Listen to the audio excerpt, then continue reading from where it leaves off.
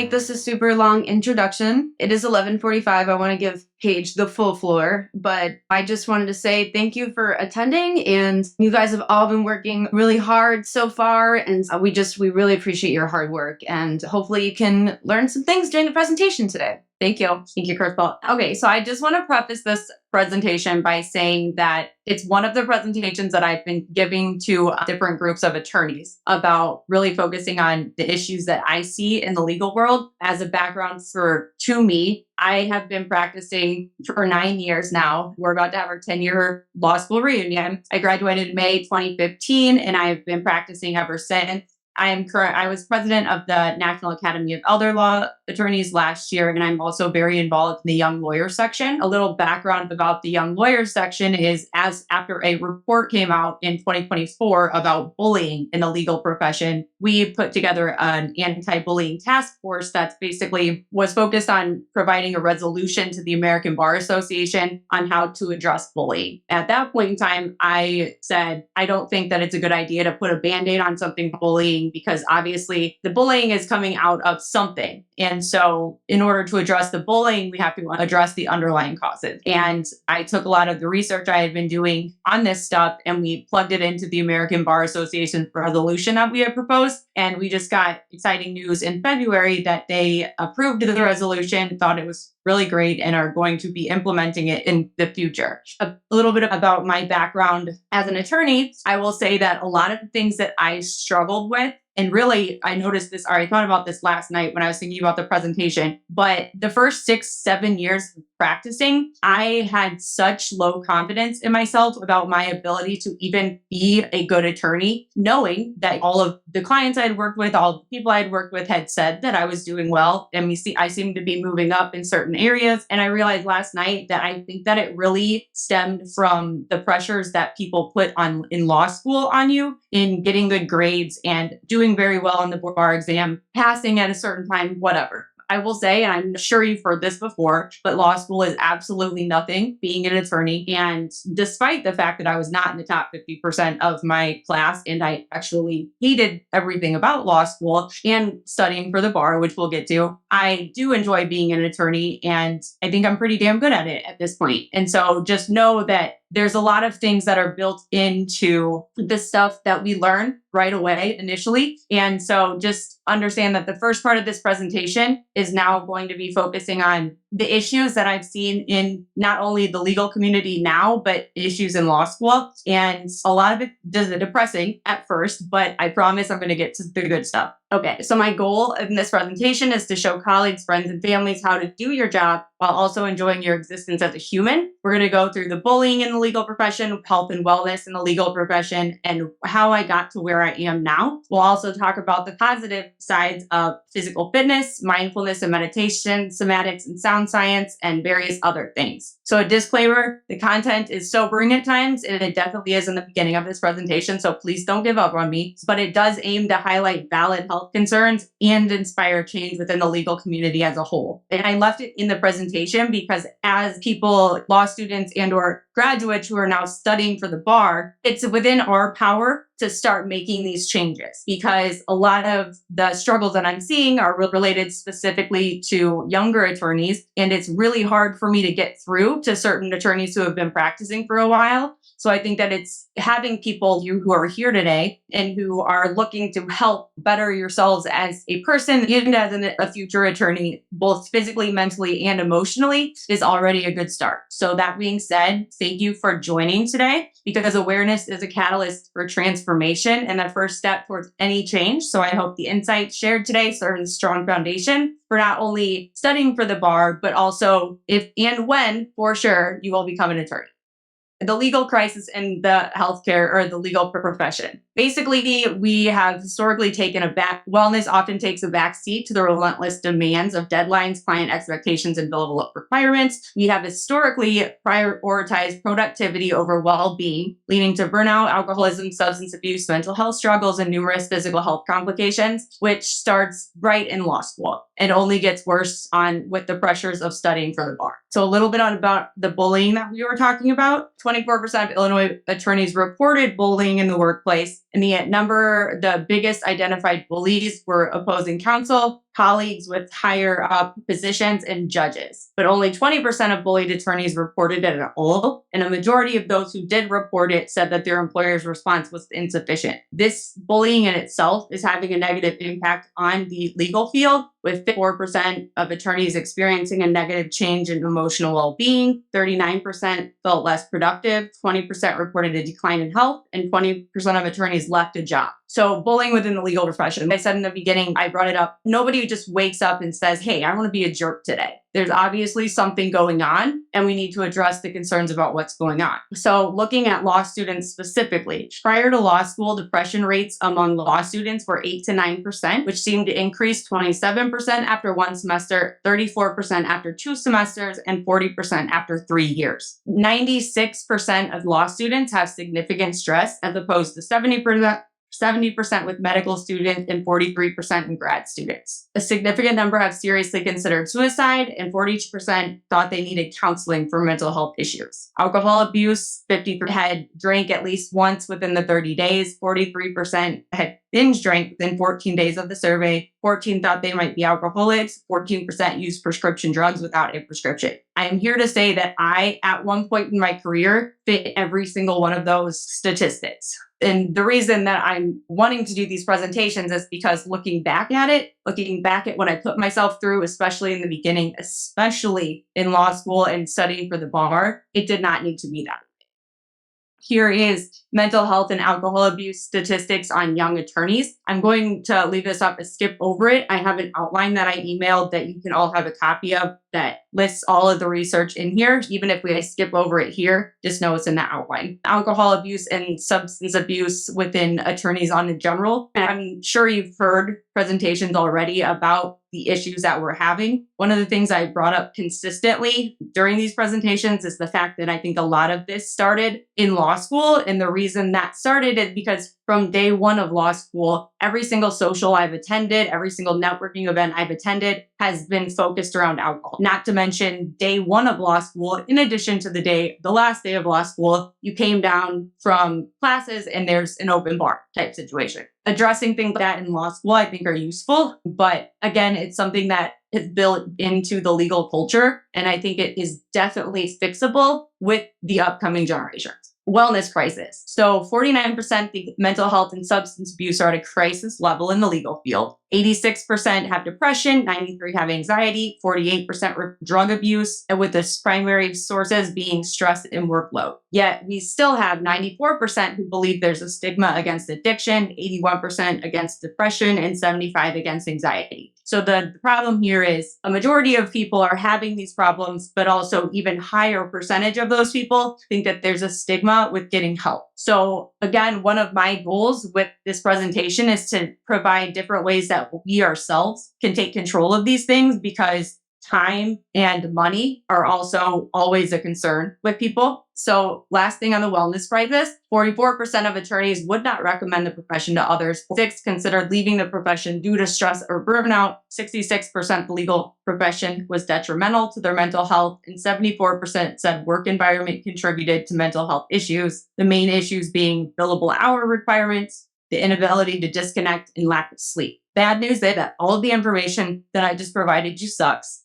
The good news is that it's fixable, and that is the main purpose of this presentation. And if we are going to effectively help others, which I believe a majority of us and you here today are here to do as attorneys, we first need to start taking care of ourselves. So my wellness journey, a little bit about my background is in law school. I went straight to law school from undergrad. I had always gotten really good grades. And then I hit law school, and it was a totally different version of learning, particularly test taking, and I did not do good. I remember I got a C in one of my classes in the first semester of law school, which I had never gotten a C in my life. And then in my head, initially it was whatever, it's law school. I got here, I should be happy. Until I had numerous people that I had gone to school with comment to me about how bad C's were. And my cousin, who was actually a year older than me in law school, suggested that I potentially, because I had gotten a C and maybe law was not for me. Things that consistently stuck in my head. And like I said, for the first 8 years of practicing, I still had this, I don't know, chip on my shoulder thinking I was only capable of so much because I never hit those marks that were necessary in law school. I will say that I did study my ass off for the bar, but I was always considered a quote good test taker. And part of the problem that I was having with studying for the bar is I had an Adderall prescription, and not running out of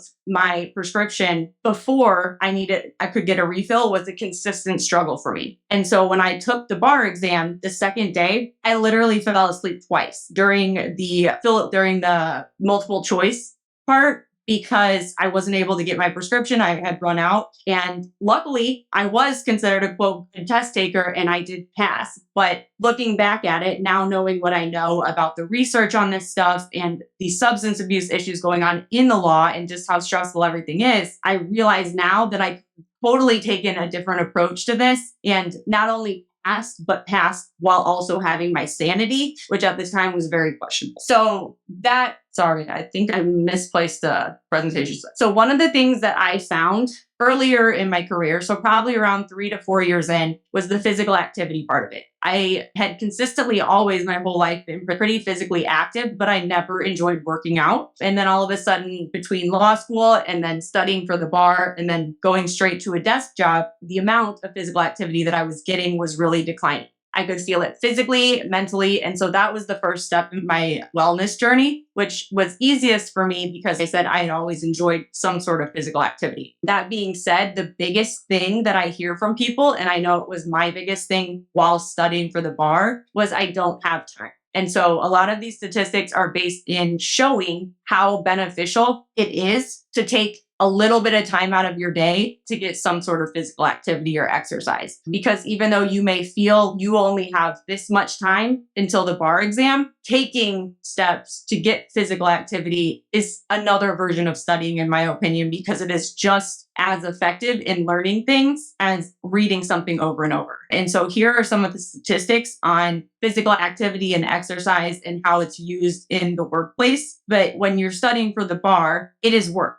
This is what you're doing right now. You're working. And so taking this into consideration, things a 50% decrease in depression, a 50% decrease in stress, and a 48% decrease in work-related anxiety. Taking that information can help you not feel guilty about taking the time to focus on you while also studying for the bar. So this is specifically lays out a couple of the specifics that I had looked into. One of them being yoga and stretching, which is something that it can be very useful to not only attorneys, but students and those studying for the bar, because you're stuck at a desk all of the time. And yoga and stretching are things that you can do even in the office or even in different environments. And yoga is linked to a 25% increase in concentration and performance. So even if you take 20 minutes to do a free YouTube video online by yourself, which is how I do yoga, that is beneficial and can be so beneficial that it's 25% more effective than not doing something bad. Many companies, including professional sports teams, Forbes, Apple, Google, GM, and Chase, offer yoga in the workplace, finding that it boosts employee productivity and energy, reduces fatigue and stress, and improves concentration and creativity. 15 minutes of regular stretching exercises improves flexibility, reduces musculoskeletal pain, and enhances work productivity among employees. And there I listed in the outline a couple different tips for yoga, including desk yoga and things like virtual yoga. Dancing and Tai Chi are also two fun / not intense types of workouts that also have a lot of positive benefits when it comes to concentration and memory. In fact, Tai Chi is really connected to memory and has been used for people who have dementia as a treatment for dementia. I included a list of 100 different types of workouts because one of the things that I found with physical activity is that for me, I had to find something that I enjoyed and that I did not consider a quote task on my list, especially with an ever growing list of tasks that you have at this point in time. Finding something you enjoy that you can use as a break is very effective. So I included all that list. In additional physical activity and fitness tips and tricks, I had mentioned the hedonic motivation. Enjoyment of exercise seems to be a mediator of exercise level and is important for long-term effectiveness. So it's not only connected to your likelihood of working out, it's how often and how long that continues moving forward. Time management. One thing I really recommend doing is build it into your calendar. whether during lunch, before or after studying or work. I particularly came across Zumba, and there were Zumba classes 3 days a week that started at 7 or 7:30. So I used that as an exact cutoff date or cutoff time for when I decided, okay, I'm done with this for the day. I'm going to go do something for myself. And I would take that hour-long workout class and then drive home. Business development. A lot of the business development that I had, particularly when I was out of law school and a young attorney, was all attorney get-togethers with other attorneys where you had to dress up in a suit and, again, mostly at bars. I hated all of it and I was not good at it. I have found, though, that working out and going to different workout classes has been way more beneficial to my networking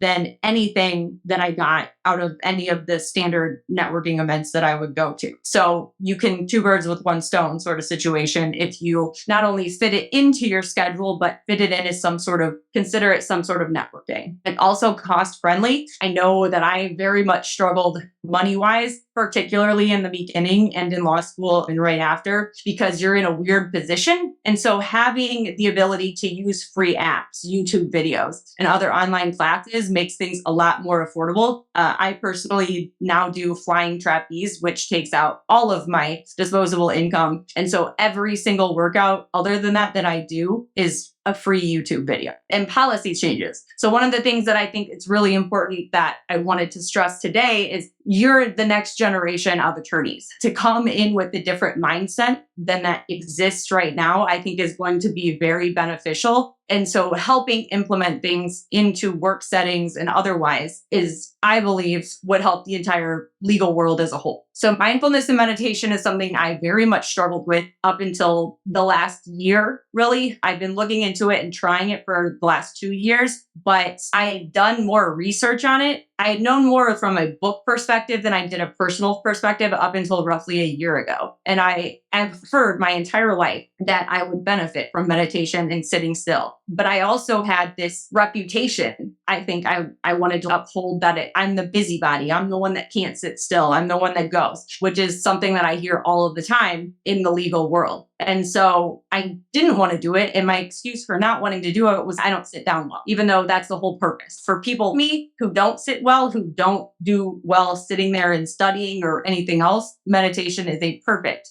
way to combat that. So there's a lot of statistics out there that talk about how stress, work performance, productivity, and are helped negatively. And so ways that we can combat that is mindfulness and meditation. Companies such as Google, Yahoo, Nike, Apple use meditation spaces and workshops to improve productivity and employee well-being, finding that organizations with mindfulness programs see up to a 200% return on investment. There's a 30% decrease in stress-related symptoms that lead to serious illness. There's reports on 85% decrease in absenteeism and a 70% decrease in workplace injuries. Harvard did a study that showed that meditation, they compared meditation versus vacation. They found that at the time, the stress levels were similar. So people who went on vacation, their stress level would decrease roughly about the same as those who were meditating. Except after 10 months, re-looking at these people in the control group, they found that those that just went on vacation, their stress level increased back up to where it was,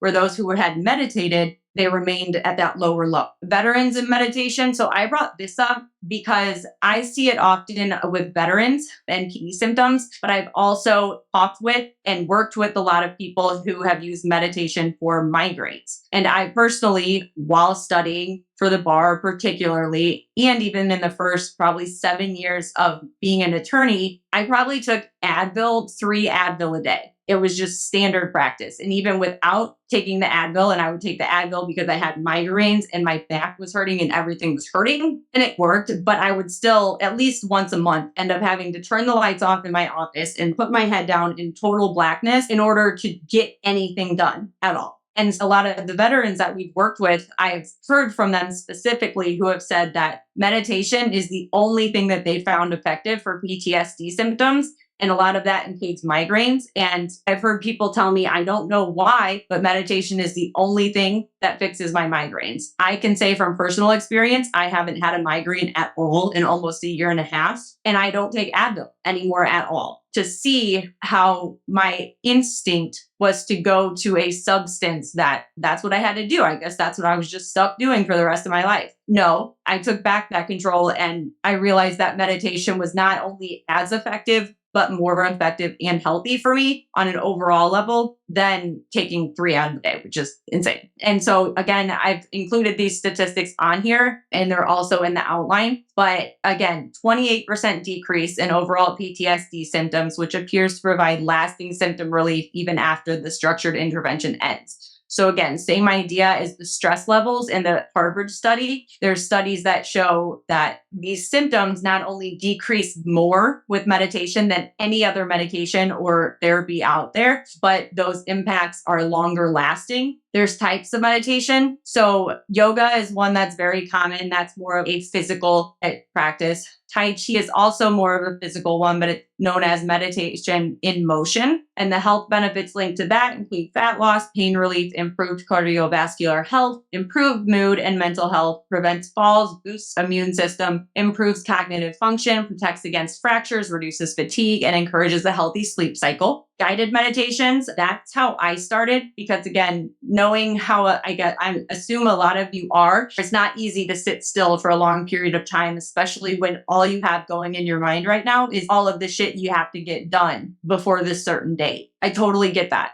But taking 20 minutes a day for me now has done wonders for me. And I started out with 3-minute guided and I worked my way up. Another one I use often is the present mindfulness meditation, which focuses on your breath and body sensations, noticing surrounding sounds or smells, observing thoughts and emotion as they arise, and basically just being present. Anytime you are not thinking about current present moment means that you are thinking about something that happened in the past or something that's going to happen in the future. And I think this is extremely relevant for people who are studying for the bar, because if you've had a bad experience in the past, then you have a hard time turning off your brain, thinking and worrying about the past, or in the reverse, worrying about the future and what comes next. And any science out there shows that anytime you're not in the present moment, any anxiety, any of the stress shoots up. So being present does wonders for focus, for attention, and for lack of worry. And worrying also goes in line with what's called the law of attraction. And so when you worry about something, it's more likely to happen because you're focusing your energies on that outcome rather than being present. So it's a double whammy. And so if you are able to get yourself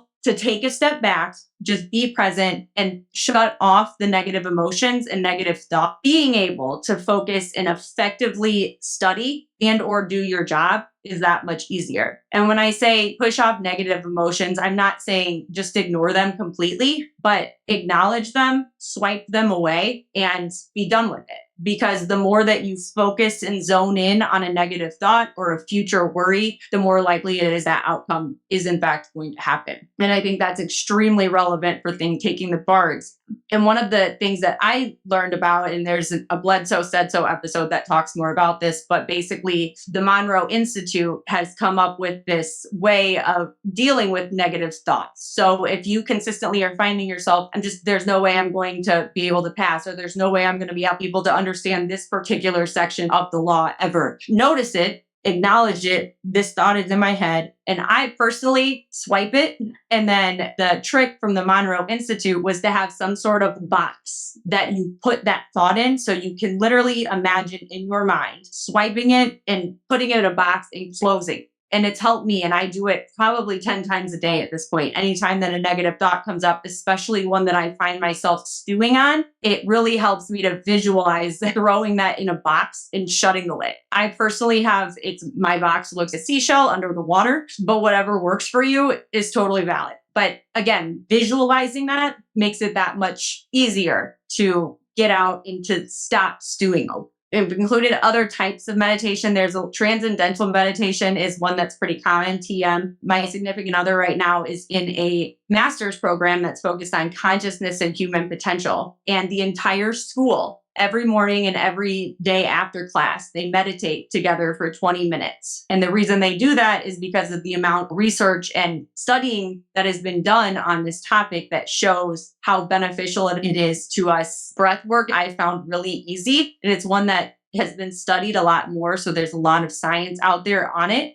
But it's, for me, it's beneficial because being to myself to 7, I use hold it for 7, 7 out, hold it for 7, box, the same amount of time each way. But there's a lot of research out there that I've included in the outline that focuses on the benefit of breath work as well. For anybody who is spiritual, prayer is just another form of meditation. And there's actually science out there that shows that prayer can be more beneficial than your standard meditation. There's also some pretty cool studies out there related to the physical impacts of meditation and prayer. For example, a study in 2001 examined the effect of distant prayer on IVF outcomes, finding that women who were prayed over from a distance had significantly higher pregnancy rates and implantation rates as compared to those in the control group, suggesting that distant prayer enhances IVF success. And other studies have focused on fevers and shorter hospital stays, and both have decreased with distant prayer. So the magic of silence. So if you're not big on meditation, if you're not big on prayer, if just sitting and relaxing is your thing, that's also good. And that's actually a form of meditation that is very beneficial, if not more beneficial than all of the other types. But basically sitting in silence. So there was a study on mice that explored the effects of brain cells, the effects of silence versus classical music versus just white noise. And they tested the new growth in brain cells that found that the mice who were exposed to silence and Mozart music had a significant increase in the amount of brain cells that they generated over time. The biggest difference between classical music, Mozart music, and the silence was that the brain cell growth continued more rapidly, whereas eventually over time, those who were in the Mozart group, it declined over time. So it did not just keep going. So basically, only perfect silence continued to generate new brain cells consistently, which again supports the benefit of meditation. So not only are you able to focus more, do you have less stress, less depression, but you're growing new brain cells, which is obviously pretty important for learning things. So meditation tips and tricks. Just as with physical fitness, there are multiple forms of meditation and mindfulness. So finding a style that resonates with you will make it that much easier to make a change as a lifestyle change rather than just a fad. Small 5 minutes of deep breathing, reflection, and tension release can work to decrease stress levels and increase overall productivity. It can improve work performance, personal relationships, and health. In the outline, I linked you to the Monroe Institute, which has a lot of online resources and free meditations that you can try. I also linked here the Maharishi effect, which I found fascinating. And it shows that if 1% of the entire population, whichever population you're talking about, meditates, it produces measurable improvements in quality of life for the entire population. Not just those who are meditating, but all of the entire surrounding population. And there are at least 9 peer-reviewed articles on this and roughly 14 studies that have been published to support that. A couple additional tips and tricks. I did talk about dealing with negative thoughts. They talk about that more in the Monroe Institute. Being present versus worrying, again, in the law of attraction, and how all of those things, whether or not we realize it, are definitely impacting our ability to get things done and get things and be successful in what we're trying to accomplish. And one of my favorite topics that I love learning more and more about is frequencies and sound science. And again, the goal of this presentation is to provide 3 simple tips and tricks that you can use, because I know people's time is limited and I know that we have a million other things going on in our heads. But one of the best ways that we can combat that, if not by silence and meditation, is through frequencies and sound science. And for me personally, what I do is I have tones going on in the background during all days that I'm working. Particularly if I'm feeling a certain way, I can use different frequencies to adjust that sort of thing. And if you would have talked to me a year and a half ago, I would have laughed at myself for saying something that I did not know or realize or adhere to any of these things, a little over 2 years ago. And it wasn't only until very recently I had said that I really started practicing it and focusing on practicing it myself. And it really does make a world of difference. I included a quote here by Nikola Tesla. If you want to find the secrets of the universe, think in terms of energy, frequency, and vibration. Somatics is the study of how sound vibrations create visible patterns. Ancient cultures have used sound frequencies to heal and promote health for centuries, believing that sound vibrations can restore balance to the body and mind. What is somatics? It's not anything that's new. And they said it's been used by ancient cultures. In the research that I've been looking into, it's more about harmonious versus disharmonious states. And basically, if you think about the human body, we are made up of at least 70% water. And water is the number one conductor of things, frequencies. And so obviously, at all points in time, especially nowadays with how often we are drowned in Wi-Fi and cell phone signals and microwaves and TVs, all of those things are in frequencies that we don't realize, but they're surrounding us at all points in time. And they do have negative impacts on our body. Disharmonious states are triggered by a steady diet of low frequency noise that most humans find themselves always submersed in, even things like car engines. So vascular disease,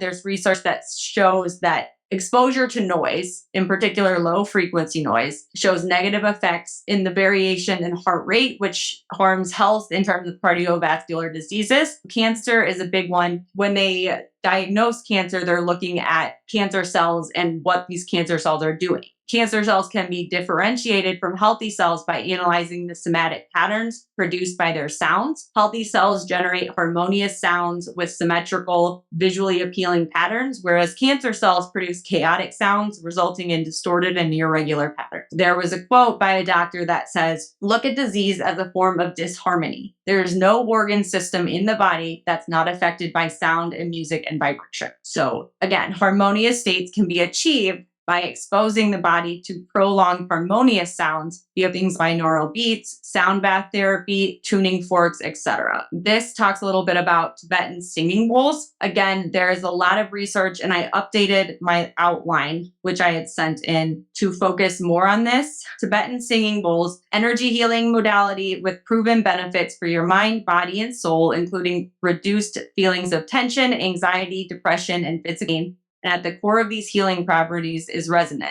Doing things sound baths increases both alpha and theta wave activity, which is associated with relaxed and meditative states, and it decreases beta activity, which is generally linked to anxiety. Provides a low-cost, accessible alternative to traditional health and mindfulness practice by reducing tension, anger, fatigue, depression, and physical pain, while improving mood and spiritual well-being. They also have a positive impact on distress, anxiety, confusion, blood pressure, heart rate, respiratory rate, oxygen, and so on. These are the frequencies that I had mentioned. I listed the different ones and the research behind it and what it supports. One of the big ones that I think is relevant here is the 40 hertz, which is linked to improved cognitive function, applications in studying work environments and tasks requiring deep attention. There was a study on mice that found that sound and light patterns at 40 hertz helped reduce Alzheimer's related damage to the brain and improved memory and thinking skills. That same study found that the combination of both the sound and the light patterns at 40 hertz improved that even more. There's healing frequencies, but 174 hertz is more for physical pain. For example, my sister was having shoulder issues and she started using the tones and her shoulders were basically feeling better almost instantly. There's ones that help clear negative energy and influence and promote positive change and transformation. Another one that I believe would be pretty useful. And I will say that again, I get this stuff for free on YouTube and or via websites through the Monroe Institute. One of my favorite YouTube channels is called The Power of You, which I linked to in the outline. They have different frequencies and they list in their descriptions what those frequencies are for. The Miracle Tone, 528 hertz, that's my favorite one. And it's the one that I often have on in the background. It's considered one of the most potent frequencies. It reduces stress and anxiety, promotes relaxation, improves sleep quality, stimulates imagination, intention, and intuition, and enhances creativity. It's also shown to reduce the hormone related to stress and lift your mood. Research shows that 528 28 reduces cell death in damaged cells and protects the central nervous system of alcoholics by 20%, offering a non-invasive approach to reduce alcohol-induced cellular damage. There was also a peer-reviewed double-blind study published by nerve cell researchers that found that 8 in music boosts human immunity 100% by enhancing antioxidant activity. So tips and tricks related to the sound stuff. Incorporate it in your daily routine as much as possible. The best way has been found for binaural beats to have headphones on. I personally am not a fan of headphones, so I just have it playing on in the background at all time. But it's something that I can do that's beneficial for me and my productivity and overall ability to be an attorney that does not take any time or effort out of my day. The EAC Institute has online resources and information, a lot more information about this stuff.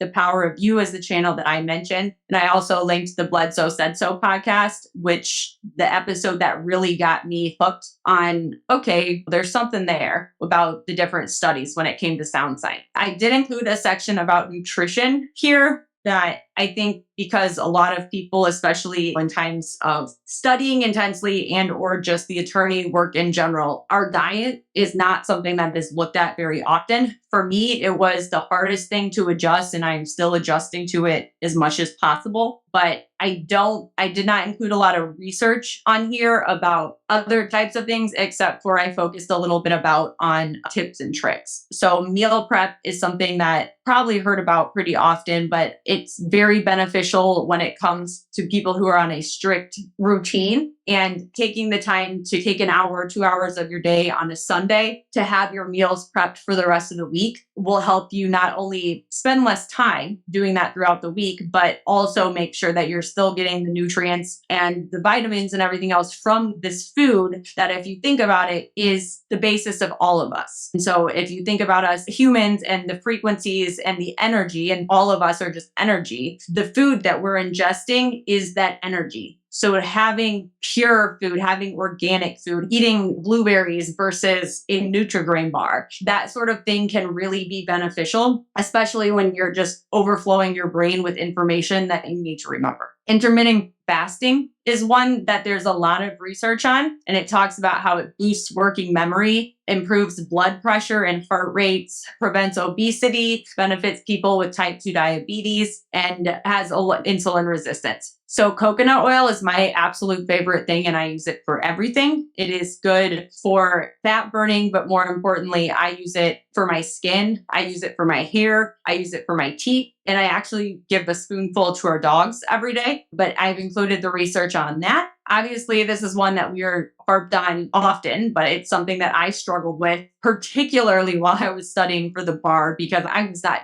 thinking the right way, to be honest. Just not getting up and moving, not drinking enough water, not taking enough time for myself, so on and so forth. So drinking water is something I'm consistently trying to get better at every day, but research shows that it has a huge impact on you. And the reason I started wanting to focus on it was because of my migraines. So between, like I said, the meditation that has helped drastically with my migraines and trying to drink more water, I have not had migraines in well over a year. One of the studies that I cited here, which I found really fascinating, talks about the ice crystals. And basically it shows that Dr. Emoto did research that he would go up to, he was freezing ice, and every day he would repeat words, things, positive words versus negative words, hate, anger, war versus love, compassion, all of those sorts of words. And he found that as these ice crystals are freezing, the ice crystals that reflected where he was talking to it positively, and there's variations on this study with different music and frequencies and everything else, but it's all the same idea,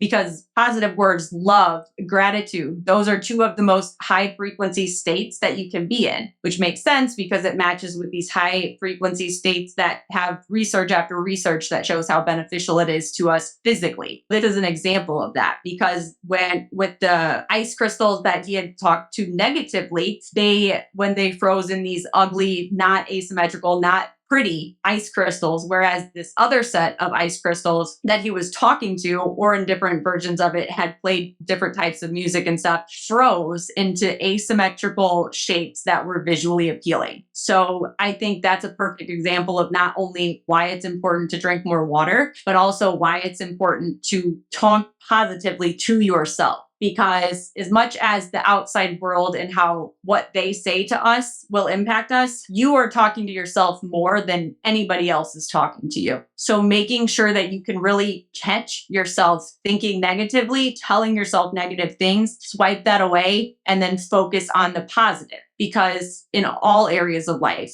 it's a beautiful asymmetrical picture versus this disharmonious, ugly, distorted version of reality. Positive energy. That leads out of what I was talking about with the ice crystals and the frequencies and everything else. The law of attraction is real. The placebo effect is real. And it's very impactful on us whether or not we believe it. And if you don't believe me, I dare you to try it. Because we have no problem accepting the science that says that stress and anxiety make us sick. That information is everywhere. You can find it everywhere. The problem is people don't seem to have the same opinions when it comes to making us healthy. And I think that is the key, because it's something that is within our control and that it's easy adjustments that we can make over time. One study showed that people with a family history of heart disease and a positive outlook were 1/3 less likely to have cardiovascular events within 5 to 25 years as compared to those with negative outlook.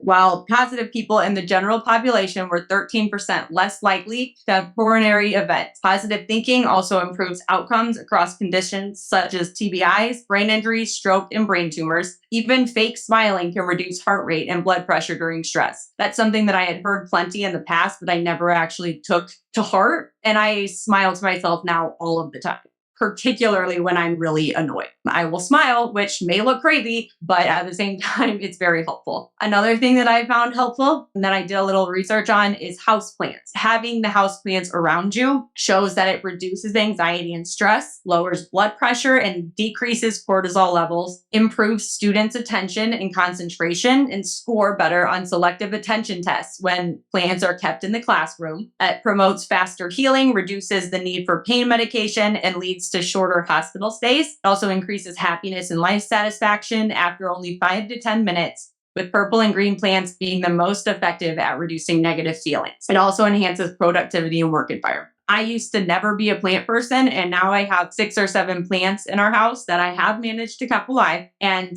I love it. It's just, even just doing it, taking that step, knowing that research is, whether or not it's the placebo effect or the positive energy, a law of attraction, or what, it does improve all of that. And that's why I prefer to have them particularly in the room that I'm working.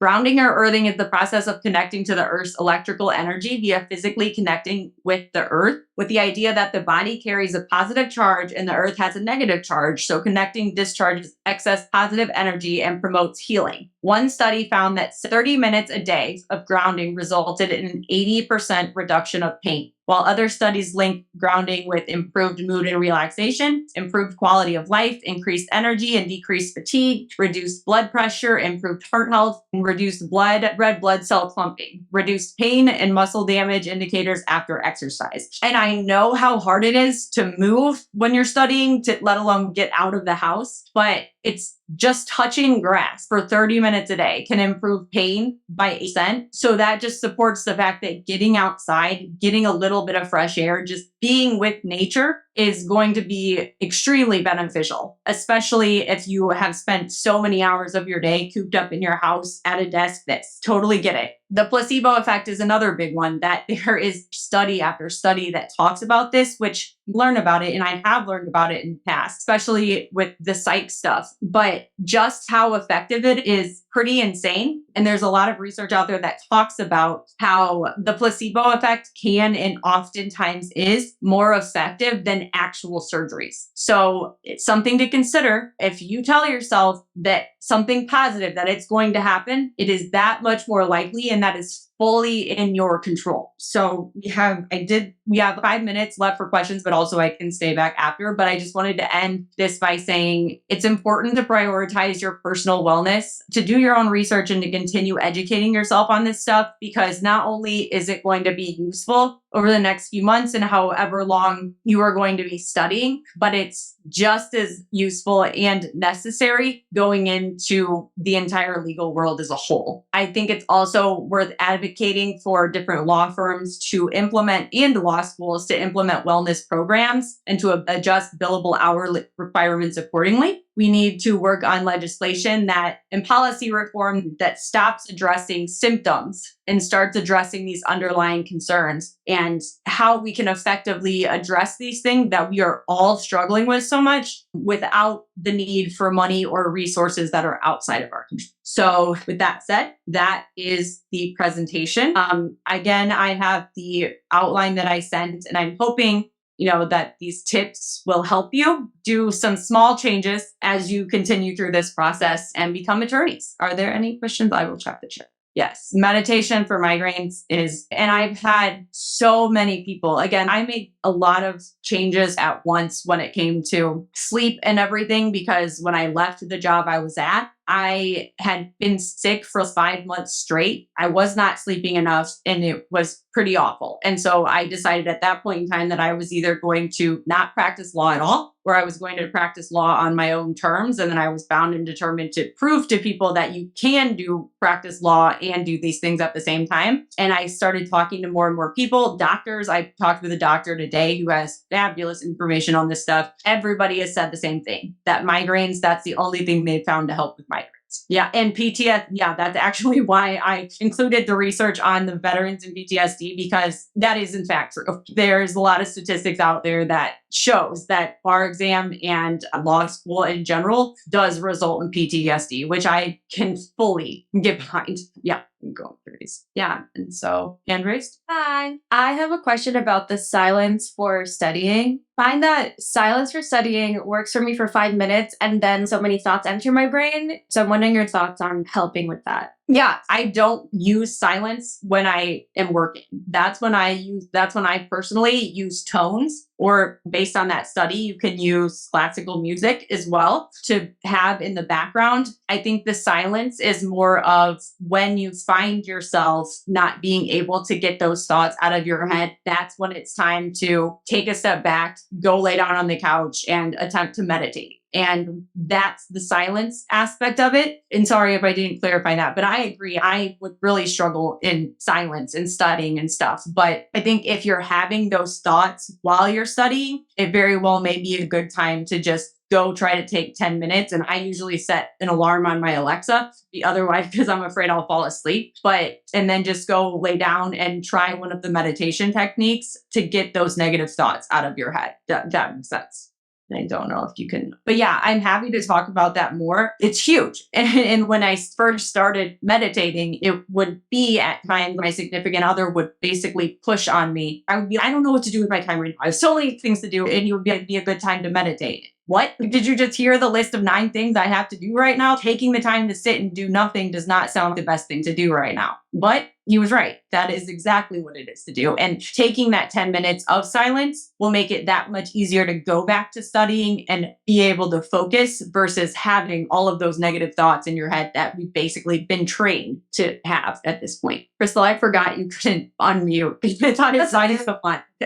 That's okay. I reminded everyone what I really wanted to say in the chat, just about this being a mind and body process. Live that every day. Remind yourself every day that this time is different. If you haven't taken it before, then tell yourself that you're going to pass this time. It makes a huge difference. Even just 5 minutes of quiet breathing before you start a practice test can make a difference. Absolutely. And one of the things that I didn't mention, and this is something that a lot of Olympic athletes use, there's studies out there that show that if they basically connected things to their brain to track what the brain's doing, and they will compare it to sitting here visualizing yourself doing something. So when I was talking about trapeze, I do this every time I'm about to do something in trapeze that I'm nervous about, is I visualize myself doing it in my head before I do it. And these studies show that visualizing has the exact same impact on your brain as actually doing the motion. So they tested it with running, they tested it with gymnastics.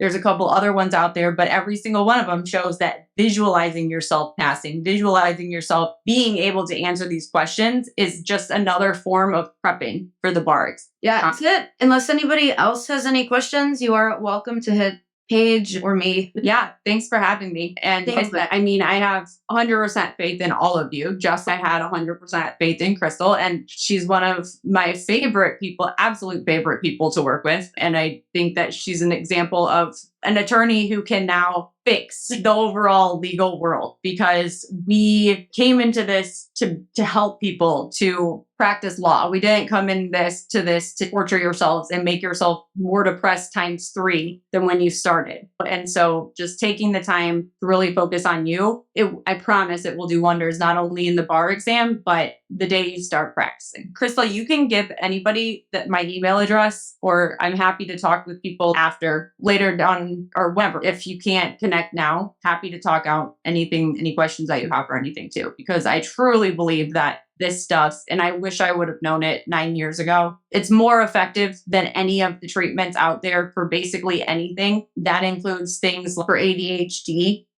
depression, anxiety, all of it. It can be combated through you and your own willpower, and not using these outside sources that may or may not be available when you need them. That's actually something I've really been struggling with. It's just made it that much more difficult. And also, I don't know, just this whole process. And sometimes I don't know, I just get these thoughts. I just start feeling lonely. And it's just this whole thing, especially as a retaker. Sometimes I question myself and it's, oh my gosh, what am I doing? I just am not enjoying this process right now. I'm just alone all day. I miss my family. I miss my friend. And I'm trying to stay positive as much as possible, but there's definitely those days that are harder than others. And one thing I have noticed that's helped me has been, because last time, something I wish I hadn't done was at least a few weeks leading up to the exam, I'm okay, I don't have time to do anything else. I'm going to stop going to the gym, stop this. And that actually, I feel that hurt me more than it helped me. And I was honestly, when I stopped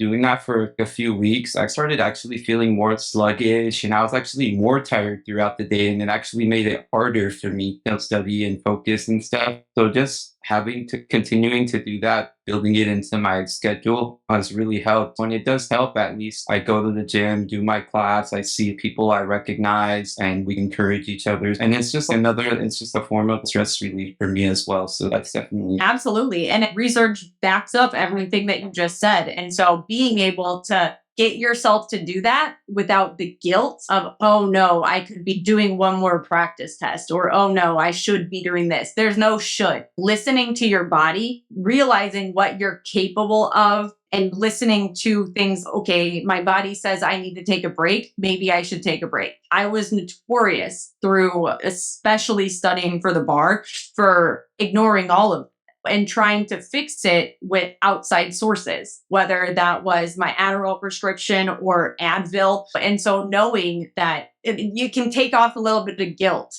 by seeing that, okay, I'm not just walking away from my bar prep right now. I am going to work out for 30 minutes, because that, in fact, will help me retain the information I just got. It will help me decrease the anxiety, it will help me decrease the stress, and it will make me a better test taker. And so being aware of that, understanding and feeling that, how your body physically felt different and how your mind physically felt different, that supports exactly what the research supports. And so I think listening to your body and continuing to take that time to work out and do all that stuff is going to be huge for you with the bar prep stuff. Thank you for sharing. Yeah, of course. And I don't know, it might not necessarily be a good thing, but I have noticed also, particularly during my varsities, more than practically any other time in my life, I've been drinking way more caffeine. I don't know if that's when you have so much stuff going on and you feel a lot of pressure and stuff. I don't know. I don't know if you're a coffee drinker or drink caffeine or anything. If you find yourself, it's almost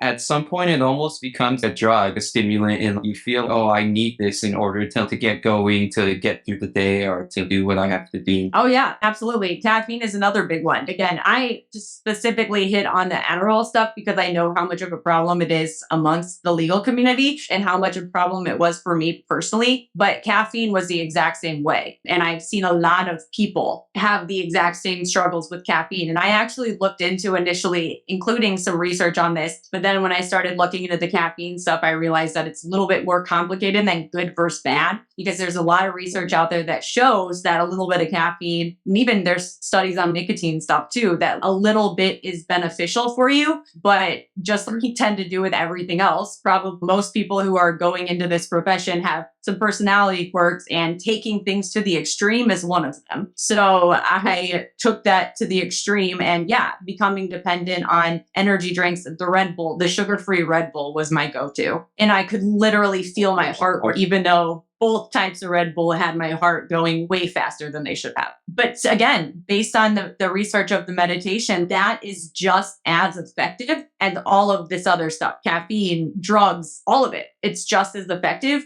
But taking that step, and for me, it was hard to believe. But I also saw myself earlier in my career where I know that this is a problem, but I also don't have time to fix it, because getting a grasp on that stuff would have required me taking time off work probably. And in my head, I didn't have time for it. But finding out that, oh, it's not all or nothing. I can take these small steps, and it helped me literally. And I am still just as productive as I was in the past, if not more productive. And I haven't been sick consistently. I was all of the time. When I say all of the time, bar prep stuff, all of it, I was sick all of the time. And it was because I wasn't sleeping, and my whole existence was based on these outside sources. Thank you so much. Yeah, absolutely. Thank you for sharing. And best of luck. You're going to crush it. Oh, I know. It's right around the corner. Thank you, everyone. I think we're going to cut. It's almost 1:00, but thank you again. Just stay motivated. It's the final stretch, okay? Yes, you got this. Positive thoughts. Bye, Bye. everyone.